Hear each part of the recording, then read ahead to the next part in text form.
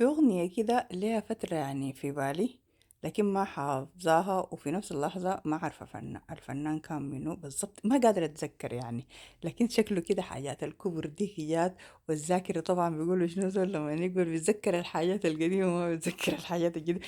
فالظاهر كده يعني الأغنية جاتني في بالي، فحغنيها لكم. الزول العارفة يقوم اكتب لي فنانة تحت، أو لو عندك لا الأغنية نزلها علي تحت. أوكي، يلا الأغنية بتقول كده: قلبي ليك أنا سلمته، ومن مالك ضيعته.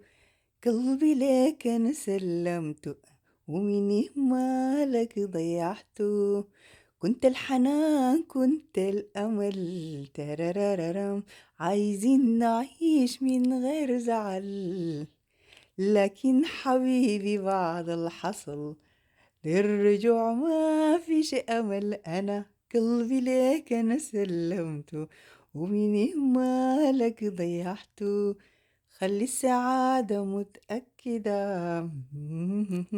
لو كنت قايل الحب كده يا أخي معلوماتك تجدد. أنا قلبي ليك أنا سلمته، ومن مالك ضيعته. يلا العارفة ولا العارف فنانة ينزلها لي تحت هنا. الورود دي طبعا طبيعية بتاعت راس السنة. شفت كيف سامحة وش؟ سامحة وش؟ ما تسألوني. طبيعي.